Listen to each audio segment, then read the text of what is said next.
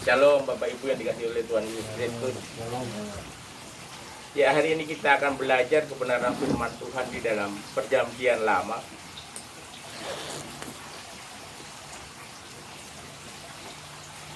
Kita buka di dalam Habakuk pasal 3 ayat 17 sampai dengan ayatnya yang ke-19.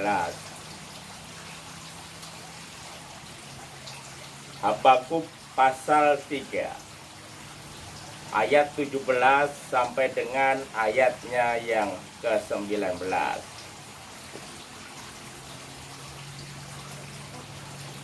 Ya. Habakuk pasal 3 ayat 17 sampai dengan ayatnya yang ke-19. Ya, saya minta tolong dengan Mas Erwin bacakan dengan keras.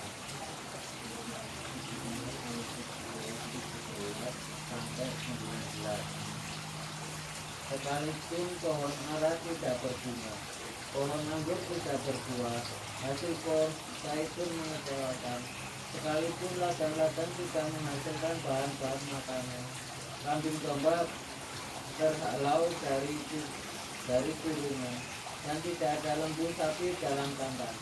Namun aku akan bersorak-sorak di dalam Tuhan, beria-ria di dalam Allah yang menyelamatkan aku.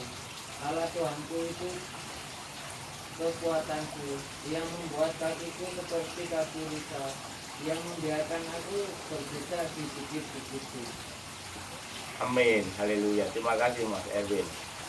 Ya, saya ini terinspirasi sebenarnya ayat firman Tuhan ini gara-gara Pak Robert kirim lagu tentang sekalipun pohon ara tidak berbunga.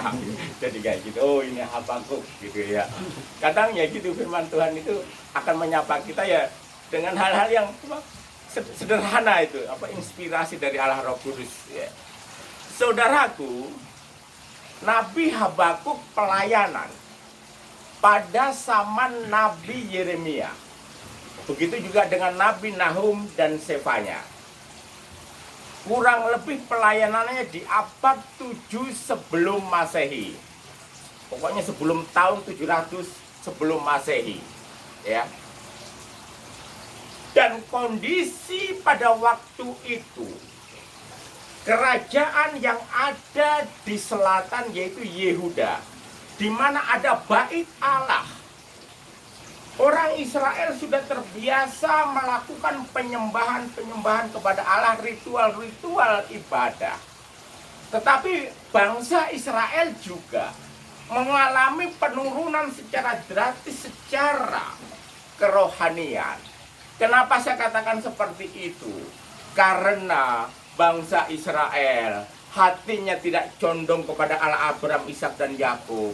Hatinya sudah condong juga kepada Allah-Allah lain. Artinya dia sudah menduakan hatinya tidak sepenuhnya kepada Allah. Sehingga praktek kehidupan baik secara sosial ekonomi pada waktu itu kondisinya hancur-hancuran. Karena kerohaniannya tidak dibina dengan baik, otomatis itu mempengaruhi pemerintahan. Dan pada waktu itu yang memerintah adalah Raja Yoyakim. Saudara, bangsa Israel itu akan baik dan diberkati Tuhan tergantung kepada pimpinannya. Kalau rajanya baik, kerajaannya akan diberkati Tuhan. Tapi kalau pemimpinnya itu mendua hati dan tidak takut Tuhan, pasti ada dalam penghakiman, ada dalam penghukuman Tuhan. Nabi Yeremia pun juga menasihati kepada kerajaan selatan ini supaya mereka bertobat, tetapi tidak ada satupun orang yang mau berbalik kepada Allah. Nabi Habakuk adalah nabi yang meratap kepada Allah, melihat situasi zaman yang begitu memprihatinkan. Menurut pandangan Nabi Habakuk, bagaimana kerajaan selatan di mana ada bait Allah, di mana ada ritual-ritual ibadah, tetapi situasi ekonomi sosial, ada penindasan, ada penganiayaan, ada penganiayaan, tidak ada keadilan. Sehingga di dalam Habakuk pasal 1 dikatakan, keadilan muncul terbalik. Kemarin saya sempat ngobrol-ngobrol dengan Mbak Lulu bicara tentang pengadilan. Di pengadilan dia berusaha untuk mencari keadilan. Tetapi kalau oknum-oknum di dalamnya ada main sekongkolan saudara, maka orang benar belum tentu mendapatkan keadilan. Harusnya di tempat pengadilan itu dia mendapatkan keadilan, justru dia tidak mendapatkan keadilan. Situasi ini pun sudah terjadi 700 sebelum Masehi di kerajaan selatan, saudaraku. Dan yang lebih memprihatinkan lagi pada zaman itu adalah kekuatan kerajaan Kasdim atau kerajaan yang ada di Irak. Di mana kerajaan Kasdim atau Babilonia ini, saudara, sudah mulai bangkit. Dan kekuatannya itu memang sengaja dibangkitkan oleh Tuhan. Dia mengalahkan kerajaan Asyur. Dia mengalahkan kerajaan Mesir. Dan akhirnya dia juga menyerang kerajaan yang ada di selatan, yaitu Yehuda. Karena pada waktu itu Yoyakim sedang kerjasama dengan kerajaan Mesir. Biasa kalau pada zaman itu, saudara, suatu kerajaan itu gabung dengan kerajaan mana? Ada ikatan perjanjian. Sehingga kalau terjadi penyerangan, kerajaan ini akan membantu. Kalau zaman sekarang mungkin sekutu ya Pak Robert ya. Oh, Amerika sekutunya siapa saja, kan gitu. Jadi ada kelompok pendukungnya. Akhirnya Babel menyerang Yehuda. Ini yang membuat daripada kebingungan daripada Raja Habakuk. Di mana bangsa yang tidak mengenal Allah memiliki kekuatan sehingga menyerang orang yang masih mengenal Allah, yaitu Allah Abraham, Ishak dan Yakub. Habakuk komplain kepada Allah, kenapa Tuhan izinkan? Sedangkan Allah yang maha kudus, Allah yang maha suci. Kenapa ketidakadilan itu dilihat Habakuk di muka matanya? Kadang kita juga begitu, saudara. Menghadapi situasi yang sulit, kita tidak tahu lagi harus berbuat apa. Kadang kita komplain kepada Allah. Seperti yang dilakukan oleh Habakuk.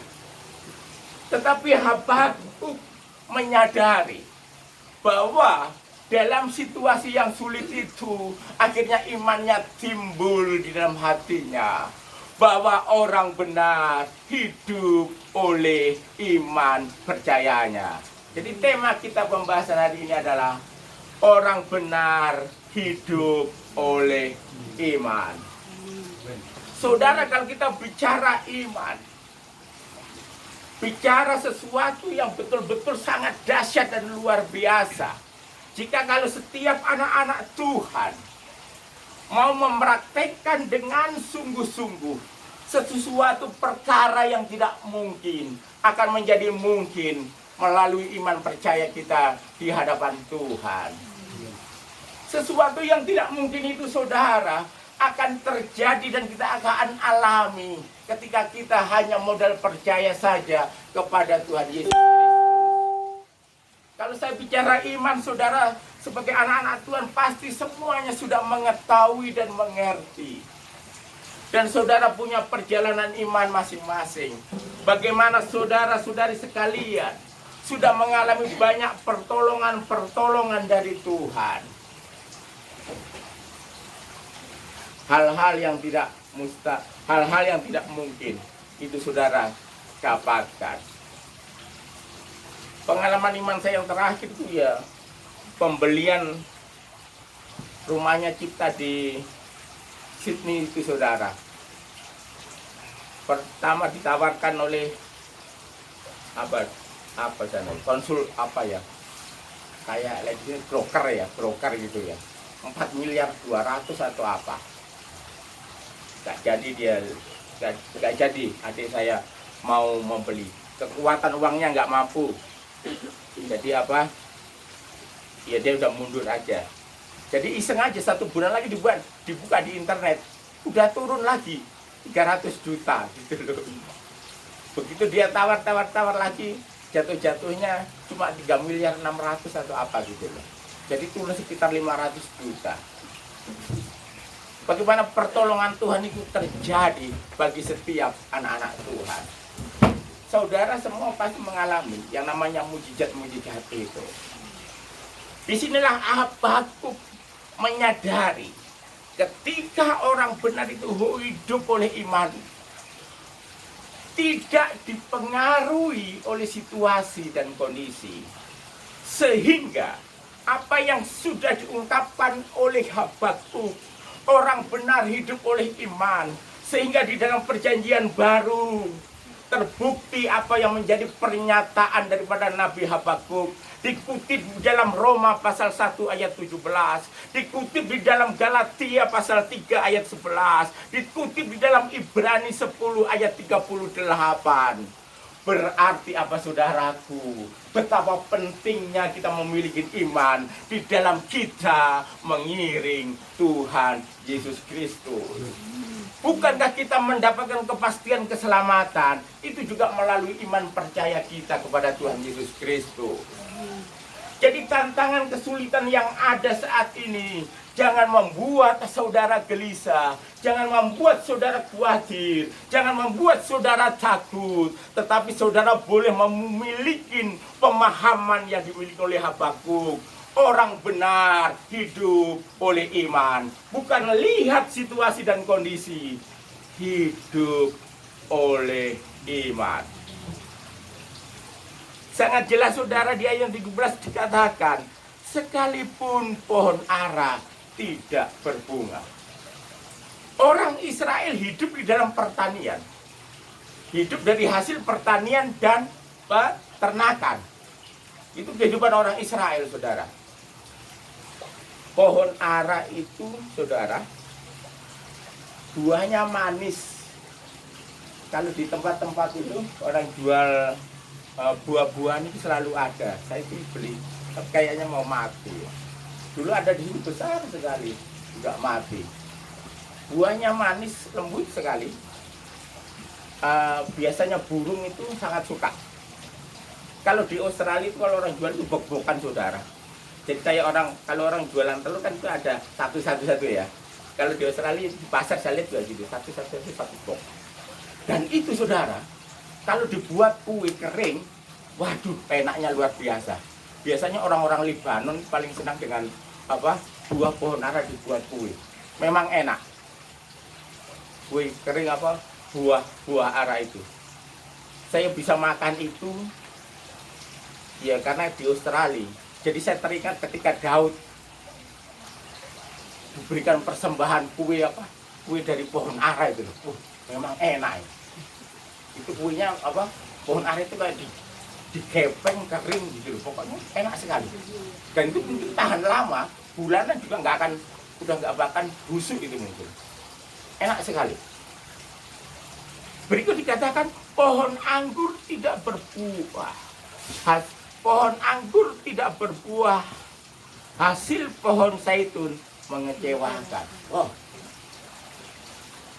Pohon aranya sumber nutrisi vitamin gak menghasilkan. Ditambah lagi pohon anggur juga tidak berbuah. Pohon zaitun tidak hasil pohon zaitun mengecewakan. Kalau pohon zaitun yang kecil-kecil, ya Pak Robert biasanya tahu lah di Australia itu saladnya ya pahit-pahit gitu. Biasanya orang Greek gitu yang suka salad buah zaitun. Biasanya pohonnya ada di pinggir-pinggir jalan gitu. Yang ambil rata-rata orang Yunani. Kalau nggak dibuat kayak manisan atau buat salad itu pahitnya luar biasa gitu loh. Biasanya mereka dibuat makan campur keju, campur roti. dengan roti apa ya, keker itu ya bulat-bulat itu. Saya itu paling nggak suka kalau ada pertemuan orang-orang bule di gereja itu, mereka punya ciri khas gitu kan, kuenya bulat gini, kasih keju yang bagus gitu, seret gitu, terus dikasih apa lagi, ada daging asap atau apa itu gitu, sama juga itu apa dari buah zaitun itu, manisan buah zaitun itu baru dimakan perkes gitu. Tidak hanya itu saudaraku, sekalipun ladang-ladang tidak menghasilkan bahan makanan, artinya apa? Pertaniannya, gandumnya tidak menghasilkan. Wah, kalau orang tani saudara, kalau udah namanya pacak klik itu, aduh, saya pernah merasakan waktu masa kecil saya di Kendari. Terjadi kekeringan yang dahsyat dan luar biasa. Dan pada waktu itu, ya namanya kering. Tahu akhirnya saya ingat mengandalkan makanan tradisi orang Sulawesi, yaitu makan sinonggi atau itu apa, sagu itu loh Pak, papeda ya itu. Karena di sana banyak rawa dan akhirnya kita makan papeda. Ya kalau saya nggak terlalu bisa papeda itu kayak apa nelannya, tapi sama ibu saya biasanya dibuat kayak kue lapis kayak gitu. Itu jadi dimakan dibuat kayak kue itu. Jadi makan seadanya. Ingat sekali bagaimana penderitaan orang pada waktu itu. Saya ngalami masa kecil itu. Atau orang petani kalau padinya kena wereng saudaraku, bayangkan. Stok makanannya terbatas. Bisa saja dia nyari gadung itu loh di hutan, diolah jadikan bahan makanan. Itu. Ini yang terjadi dalam situasi bangsa Israel. Bahkan kambing domba terhalu dari kurungan dan tidak ada lembu sapi dalam kandang. Artinya situasi ekonomi bangsa Israel bisa dikatakan bangkrut total. Namanya mereka lagi diserang kayak dikurung. Pergerakan mereka tidak bisa. Mereka hidup di dalam kelaparan. Mereka hidup di dalam kesulitan. Inilah yang membuat jeritan tangis daripada Nabi Habakuk. Kenapa Tuhan izinkan bangsa kafir itu menyerang bangsa Israel?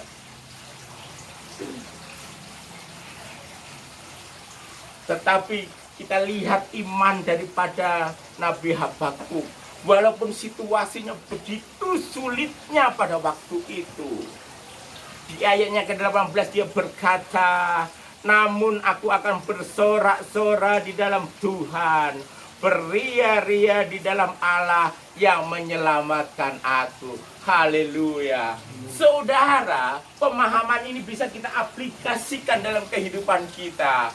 Jikalau saudara mengalami kesulitan tantangan kehidupan, saudara tetap bisa berkata, aku tetap bersorak-sorai, aku tetap bersuka cita, karena aku sudah mendapatkan kepastian keselamatan di dalam Tuhan Yesus Kristus.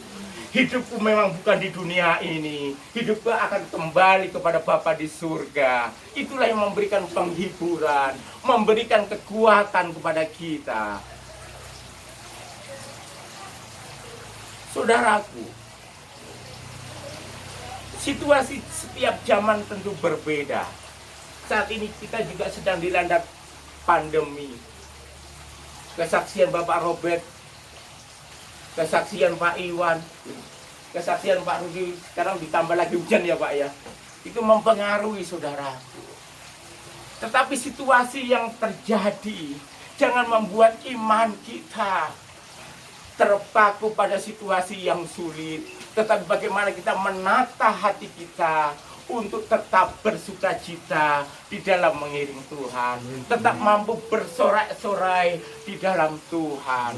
Karena ketika kita mampu menjaga hati kita tetap bersuka cita dan bersorak-sorai, maka ada kekuatan yang baru yang kita rasakan di dalam Tuhan.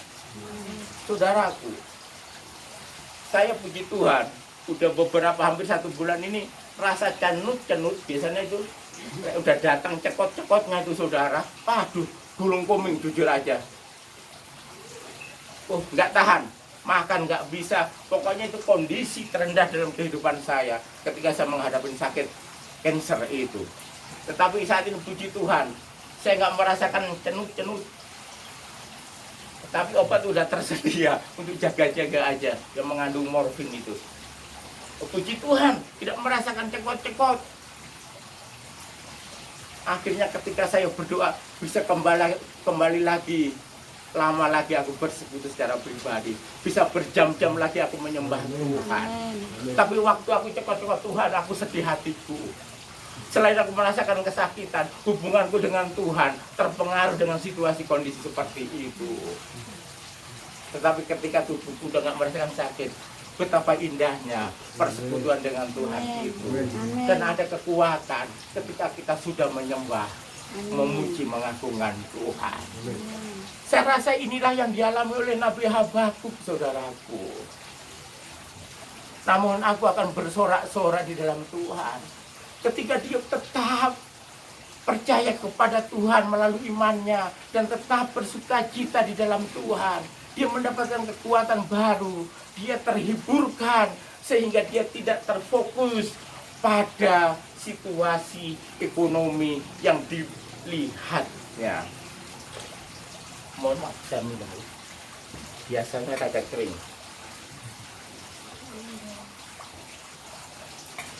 Pengaruhnya radioterapi apa? Kering. Jadi apa? Air, mohon maaf, air luka itu berkurang. Jadi harus senantiasa dibasahi dengan apa? Air. Ayat ke-19 dikatakan, Allah Tuhan itu kekuatanku. Wow, luar biasa.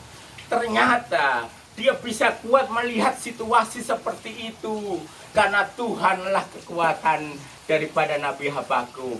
Ketika kita sedang menghadapi tantangan kesulitan kehidupan, kita percaya juga melalui iman kita, Tuhanlah kekuatanku. Sehingga kita mampu dan kita memiliki keyakinan, kita akan pasti melewati tantangan yang Tuhan izinkan itu. Dan kita akan mengalami yang namanya kemenangan di dalam Tuhan Yesus Kristus. Ia membuat kakiku seperti kaki rusa. Ia membiarkan aku berjejak di bukit-bukitku. Saudara, kalau kita lihat itu flora dan fauna, kita bicara tentang binatang-binatang, biasanya di acara televisi. Yang saya perhatikan selain rusa, ada yang namanya kambing hutan. Bisa dilihat di YouTube. Itu hidupnya memang di bukit-bukit. Wah, lincah tuh, lompat. Kalau rusa, lincahnya adalah walaupun kakinya kecil, larinya itu begitu cepat. Kadang macan tutul, singa pun tidak bisa mengejar itu tadi. Larinya cepat, lompat, terus habis itu bisa siksak. Ini yang membuat kebingungan seperti singa atau macan kalau udah dia siksak itu udah kebingungan. Kalau orang itu ngerti gitu loh, dia udah belok ke sana. Saya perhatikan film-film tentang dokumenter tentang binatang-binatang seperti itu. Dia menggambarkan bahwa Tuhan itu sumber kekuatan Nabi Habakuk. Dia membuat kakinya seperti kaki rusa yang lincah bergerak untuk melewati setiap tantangan itu. Dia lincah, gitu. Ia membiarkan aku berjejak di bukit-bukitku. Rupanya Tuhan membiarkan Habakuk melihat situasi itu dan menghadapi masalah itu, tetapi Tuhan memberikan kekuatan. Jadi kadang bukit-bukit permasalahan yang kita hadapi, itulah justru sumber kekuatan kita untuk menghadapi bukit-bukit permasalahan berikutnya lagi, saudaraku. Saudaraku yang dikasihi oleh Tuhan Yesus Kristus. Dari pembahasan firman Tuhan bahwa orang benar hidup oleh iman percaya. Bila ketika situasi-situasi yang sulit mungkin saudara hadapi saat ini, atau minggu depan atau tahun depan, kalau bisa kita tolak dalam nama Tuhan Yesus itu tidak terjadi. Tetapi kalau Tuhan izinkan, biarlah iman kita tetap percaya.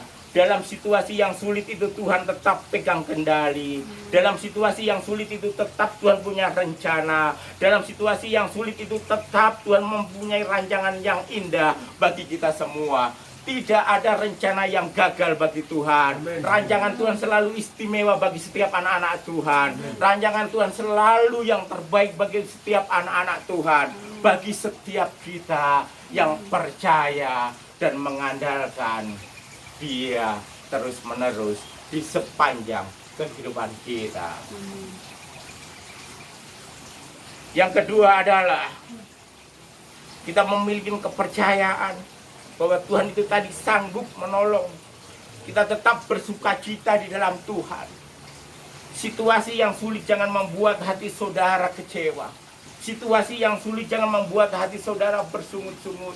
Saudara jangan kehilangan semangat. Tetap bersukacitalah karena Tuhan tidak pernah meninggalkan saudara. Kehidupan saudara, kehidupan keluarga saudara, usaha pekerjaan saudara senantiasa ada dalam kontrol, ada senantiasa dalam penyertaan Tuhan. Itulah yang membuat kita bersorak-sorai dan hati kita bersukacita karena kita tidak dibiarkan sendirian seperti yatim piatu. Tuhan yang maha dahsyat itu mengiringi setiap langkah perjalanan kita hari ini dan seterusnya. Ketika saudara menghadapi juga tantangan kehidupan, percayalah, carilah bahwa sumber kekuatan itu hanya ada di dalam Tuhan Yesus Kristus. Artinya apa saudaraku? Artinya kita harus tetap membina hubungan yang begitu dekat di hadapan Tuhan. Tetap percaya firman-Nya, tetap membina hubungan doa, tetap menaikkan pujian penyembahan di hadapan Tuhan. Disitulah saudara mendapatkan kekuatan baru, saudara mendapatkan semangat baru, dan yang pasti saudara akan mendapatkan pertolongan daripada Tuhan. Kiranya firman Tuhan yang saya sampaikan kepada saudara pada pagi hari ini memberikan kekuatan kepada saudara. Tantangan sebesar apapun jangan membuat saudara imannya goyah, tetapi orang benar hidup karena percaya kepada Tuhan Yesus Kristus. Dan Tuhan pasti menolong. Tuhan Yesus memberkati.